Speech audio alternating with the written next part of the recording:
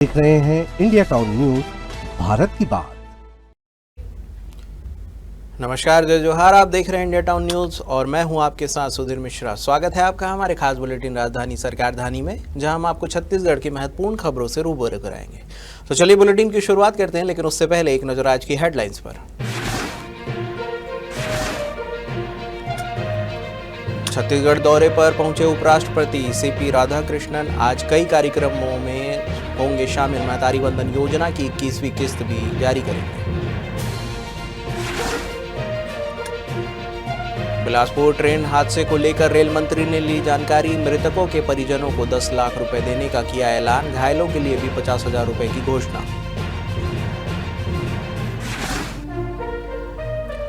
कार्तिक पूर्णिमा पर श्रद्धालुओं की उमड़ी भीड़। नर्मदा तट पर हुआ दीपदान और पूजा अर्चना। श्रद्धालुओं की सुविधा के लिए किए गए विशेष इंतजाम।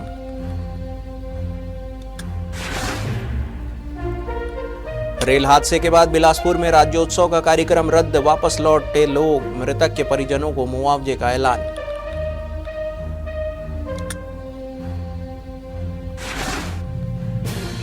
शुरू हुआ मतदाता सूची का विशेष गहन पुनरीक्षण अभियान। घर घर पहुंच रहे बूथ लेवल अधिकारी। 4 दिसंबर तक भरे जाएंगे फॉर्म।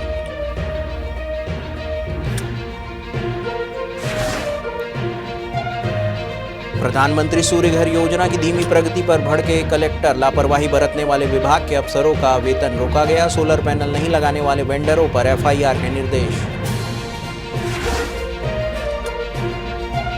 पीसीसी चीफ ने स्वास्थ्य मंत्री से मांगा इस्तीफा। कहा प्रदेश बन गया है नकली दवाओं का केंद्र।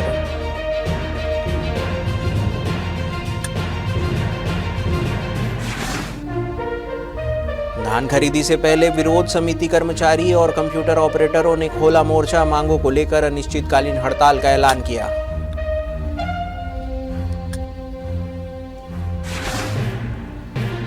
राज्योत्सव के अंतिम दिन सिंगर कैलाश खेर के लाइव परफॉर्मेंस। कई कलाकार देंगे प्रस्तुति। सांस्कृतिक विरासत को जीवंत करने का माध्यम।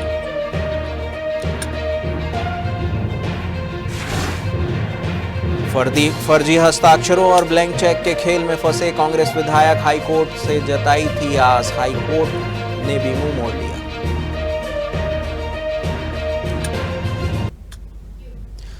तो चलिए खबरों की शुरुआत करते हैं राजधानी रायपुर से। उपराष्ट्रपति सीपी राधाकृष्णन छत्तीसगढ़ दौरे पर पहुंचे, जहां पर वे 5 नवंबर को कई कार्यक्रमों में शामिल होंगे। उपराष्ट्रपति राधाकृष्णन के कर कमलों से महिलाओं को महतारी वंदन योजना की 21वीं किस्त भी जारी की जाएगी। रायपुर एयरपोर्ट पर राज्यपाल रामेंडेका और मुख्यमंत्री विष्णुदेव साय ने उपराष्ट्रपति का स्वागत किया। गौरतलब है कि प्रधानमंत्री नरेंद्र मोदी की गारंटी को पूरा करते हुए छत्तीसगढ़ सरकार द्वारा महिलाओं को आर्थिक रूप से सक्षम और आत्मनिर्भर बनाने के उद्देश्य से महतारी वंदन योजना संचालित की जा रही है। इस योजना के तहत लाभार्थी महिलाओं को प्रतिमाह 1,000 रुपये की सहायता राशि दी जाती है। लाभार्थी महिलाओं को 20वीं किस्त में अब तक 1324 करोड़ 40 लाख रुपए की सहायता राशि दी जा चुकी है। 5 नवंबर को 21वीं किस्त की राशि 647.28 करोड़ रुपए की राशि जारी होने के बाद यह आंकड़ा 13,671 करोड़ 68 लाख रुपए हो जाएगा। छत्तीसगढ़ के बिलासपुर में मंगलवार को एक बड़ा रेल हादसा हो गया। इस हादसे में कई लोगों की मौत हो चुकी है, जबकि कई यात्री घायल हो गए। हादसे के बाद अफरा तफरी मच गई। घटना को लेकर रेल मंत्री अश्विनी वैष्णव ने जानकारी ली है। नई दिल्ली स्थित वॉर रूम में हादसे की डिटेल्स भी ली गई। साथ ही राहत और बचाव कार्य त्वरित तरीके से करने के निर्देश दिए गए। इसके अलावा रेलवे ने सहायता राशि की भी घोषणा की है। मृतकों के परिजनों को 10 लाख रुपए देने का ऐलान किया गया है। वहीं गंभीर रूप से घायलों के लिए 1-1 लाख रुपए और सामान्य घायलों के लिए 50-50 हजार रुपए का ऐलान किया गया है।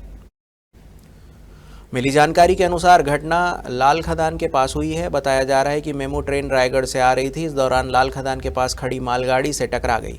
हादसा इतना दर्दनाक था कि मौके पर कई लोगों ने दम तोड़ दिया। वहीं बिलासपुर कलेक्टर ने लोको पायलट समेत 8 लोगों की मौत की पुष्टि की है, जबकि 25 से 30 लोग गंभीर रूप से घायल बताए जा रहे हैं, जिन्हें इलाज के लिए अस्पताल में भर्ती कराया गया है। महासमुंद की खबर है, जहां पर कार्तिक पूर्णिमा के पावन अवसर पर जिले भर में श्रद्धा और आस्था का सैलाब उमड़ पड़ा। तड़के 4 बजे से ही श्रद्धालु नर्रा स्थित जोंक नदी तट पर पहुंचकर कार्तिक स्नान करने लगे। स्नान के बाद श्रद्धालुओं ने दीपदान किया और महाकाल मंदिर में पूजा अर्चना कर अपने परिवार की सुख समृद्धि की कामना की। देव दीपावली के रूप में मनाई जाने वाली कार्तिक पूर्णिमा पर नदी किनारे सैकड़ों दीपों की रोशनी से अद्भुत नजारा देखने को मिला। श्रद्धालुओं की सुविधा के लिए मंदिर समिति एवं ग्राम पंचायत की ओर से विशेष प्रकाश व्यवस्था और साफ सफाई की व्यवस्था की गई थी। ऐसा माना जाता है कि इस दिन स्नान, ध्यान, दीपदान और दान पूर्ण करने से पापों का नाश होता है और व्यक्ति मोक्ष की प्राप्ति करता है। इस पवित्र अवसर पर जिले भर के मंदिरों और घाटों पर भक्तों की भीड़ रही। वहीं प्रशासन और स्थानीय समितियों ने श्रद्धालुओं की सुविधा के लिए विशेष इंतजाम किए थे। छत्तीसगढ़ के बिलासपुर में रेल हादसे के बाद प्रशासन ने बिलासपुर में राज्योत्सव कार्यक्रम को रद्द कर दिया है। बता दें कि यहां बीते 2 दिनों से राज्योत्सव का कार्यक्रम चल रहा था। लाल खदान में हुए रेल हादसे के बाद राज्योत्सव रद्द करने के चलते सभी स्टॉल बंद कर दिए गए, जिसके बाद लोग कार्यक्रम स्थल से वापस लौट गए। रेलवे ने मृतकों के परिजनों को 10-10 लाख रुपए और घायलों को 5-5 लाख रुपए देने का ऐलान किया है। मुख्यमंत्री विष्णुदेव साय ने बिलासपुर के पास हुई ट्रेन दुर्घटना को अत्यंत दुखद और पीड़ादायक बताया है। उन्होंने इस दुर्घटना में अपने प्रियजनों को खोने वाले परिवारों के प्रति गहरी संवेदना प्रकट की है। मुख्यमंत्री ने कहा है कि ईश्वर दिवंगत आत्माओं को शांति प्रदान करे और शोकाकुल परिजनों को यह असहनीय दुख सहने की शक्ति दे। मुख्यमंत्री साय ने यह भी कहा है कि राज्य सरकार ने दुर्घटना में दिवंगत हुए यात्रियों के परिजनों को 5 लाख रुपए और घायलों को 50,000 रुपए की आर्थिक सहायता राशि देने का निर्णय लिया है। उन्होंने यह भी कहा कि घायलों के समुचित एवं निःशुल्क इलाज की पूरी व्यवस्था सुनिश्चित की गई है। जिला प्रशासन को तत्काल प्रभाव से राहत एवं बचाव कार्यों में तेजी से संचालित करने के निर्देश दिए गए हैं।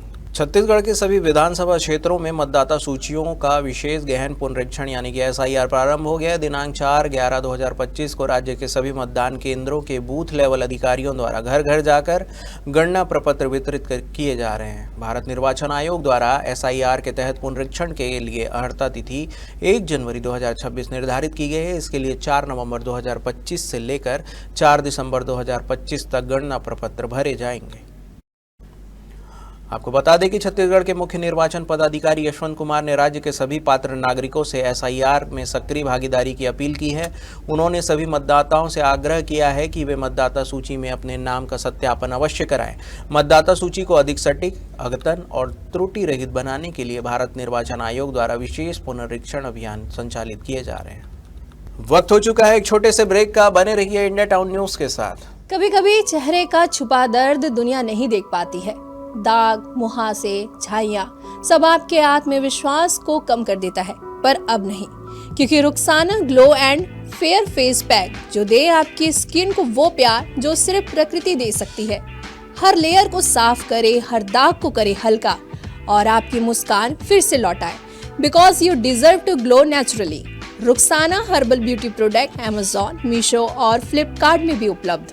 अमीन मोटर्स उड़ान ई रिक्शा छत्तीसगढ़ का नंबर 1 ई रिक्शा शोरूम, जहां आपको सभी प्रकार के ई रिक्शा के वैरायटीज उपलब्ध मिलेंगे। हमारा ई रिक्शा काफी मजबूत है और ये सालों साल चलता है, तो आज ही घर ले आइए RTO इंश्योरेंस के साथ। हमारा पता है अमीन मोटर्स, प्यारेलाल चौक, GE रोड, न्यायालय के पास, राजनांदगांव। 9827174038 7724047008। ब्रेक के बाद आपका स्वागत है। चलिए बढ़ते हैं अगली खबर की ओर। अगली खबर है मुंगेली से, जहां पर प्रधानमंत्री सूर्य घर मुफ्त बिजली योजना की प्रगति को लेकर जिला प्रशासन ने सख्त रुख अपनाया है। जिला कलेक्टर कुंदन कुमार ने कलेक्ट्रेट स्थित मनियारी सभा कक्ष में समीक्षा बैठक ली, जहां उन्होंने जिले में योजना की धीमी प्रगति पर गहरी नाराजगी जाहिर की। कलेक्टर ने संबंधित अधिकारियों को फटकार लगाते हुए कहा है कि यह योजना आम जनता को ऊर्जा के क्षेत्र में आत्मनिर्भर बनाने की दिशा में केंद्र सरकार की महत्वाकांक्षी पहल है, इसलिए किसी भी स्तर पर लापरवाही बर्दाश्त नहीं की जाएगी। बैठक में कलेक्टर ने जिला एवं विकास खंडवार प्रगति रिपोर्ट की विस्तार से समीक्षा की। उन्होंने लक्ष्य के अनुरूप अपेक्षित कार्य नहीं होने पर विद्युत विभाग के कार्यपालन अभियंता नंदराम भगत समेत अन्य अधिकारियों को कारण बताओ नोटिस जारी करने के निर्देश दिए। साथ ही इन सभी अधिकारियों का आगामी वेतन भुगतान रोकने के भी आदेश जारी किए गए हैं।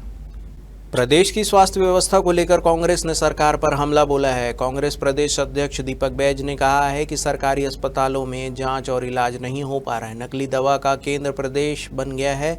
स्वास्थ्य मंत्री श्याम बिहारी जायसवाल व्यवस्था सुधारने की बजाय पर्दा डालने का काम कर रहे हैं। प्रदेश के सभी अस्पतालों में जानबूझकर नकली दवाइयां भेज रहे हैं। स्वास्थ्य विभाग नहीं संभल रहा, उन्हें इस्तीफा दे देना चाहिए। इसके अलावा उन्होंने अन्य मुद्दे पर भी बयान दिया है।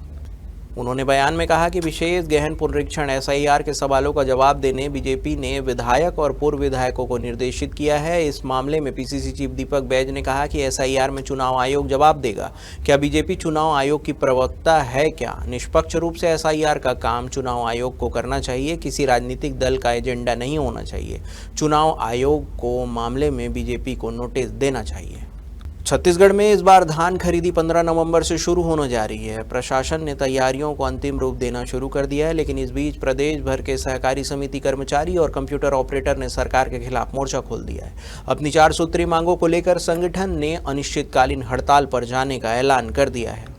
आंदोलनकारी कर्मचारियों ने कहा कि पिछले कई वर्षों से शासन को उनकी मांगों के बारे में अवगत कराया जा चुका है। हर बार सरकार ने आश्वासन दिया है, लेकिन अब तक कोई ठोस निर्णय नहीं हुआ है।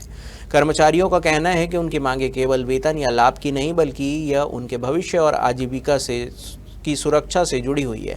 कर्मचारियों के आंदोलन की वजह से अब सरकार पर दबाव बढ़ गया है। प्रशासनिक सूत्रों के अनुसार शासन स्तर पर बातचीत की संभावना तलाशने की कोशिश की जा रही है। हालांकि अभी तक किसी समझौते या वार्ता की आधिकारिक जानकारी सामने नहीं आई है। छत्तीसगढ़ स्थापना दिवस के रजत जयंती वर्ष को भव्य रूप से मनाया जा रहा है। 5 दिवसीय राज्योत्सव कार्यक्रम का आज अंतिम दिन है। राज्योत्सव 2025 में सिंगर कैलाश खेर अपनी शानदार प्रस्तुति देंगे। उनकी गीत संगीत की प्रस्तुति रात 9 बजे से शुरू होगी, जो दर्शकों को मंत्रमुग्ध कर देगी। सांस्कृतिक संध्या में शाम 6 बजे से पूनम विराट तिवारी इंदिरा कला संगीत विश्वविद्यालय खैरागढ़ का कार्यक्रम होगा। इस कार्यक्रम में दुर्गा साहू पंडवानी, डॉली थरवानी कत्थक, संजय नारंग लोक संगीति, सारिका शर्मा कत्थक और नरेंद्र जल क्षत्रिय लोक संगीत की प्रस्तुति देंगे। यह आयोजन छत्तीसगढ़ की समृद्धि सांस्कृतिक विरासत को जीवंत करने का माध्यम बनेगा। दर्शकों की भारी भीड़ उमड़ने की उम्मीद है, जो लोक कला और बॉलीवुड की मिठास का अनोखा संगम देखने को आतुर हो। बिलासपुर की खबर है, जहां पर छत्तीसगढ़ की राजनीति में हलचल मचाने वाले 42 लाख रुपए की धोखाधड़ी के मामले में जयजयपुर से कांग्रेस विधायक बालेश्वर साहू को हाई कोर्ट से राहत नहीं मिल सकी है। छत्तीसगढ़ हाई कोर्ट के चीफ जस्टिस रमेश सिन्हा और जस्टिस NK चंद्र की डिवीजन बेंच ने इस मामले की सुनवाई हुई। कोर्ट ने विधायक पर FIR निरस्तीकरण याचिका को खारिज करते हुए स्पष्ट कहा है कि उन्हें जाँच में सहयोग करना होगा। वहीं शासन को जल्द से जल्द चालान पेश करने के निर्देश दिए गए हैं। विधायक बालेश्वर साहू की ओर से दायर याचिका में मांग की गई है कि उनके खिलाफ दर्ज FIR को निरस्त किया जाए, क्योंकि यह राजनीतिक द्वेषवश की गई है। लेकिन कोर्ट ने कहा है कि मामला प्रथम दृष्टया गंभीर आर्थिक अपराध से जुड़ा हुआ है और इसकी जांच जरूरी है। अदालत ने कहा है कि विधायक को जांच में पूरी तरह सहयोग करना चाहिए, ताकि मामले की सच्चाई सामने आ सके। हमारे खास बुलेटिन राजधानी सरकारधानी में फिलहाल इतना ही। देश प्रदेश की तमाम खबरों से जुड़े रहने के लिए देखते रहिए इंडिया टाउन न्यूज़, भारत की बात। नमस्कार। आप देख रहे हैं इंडिया टाउन न्यूज़, भारत की बात।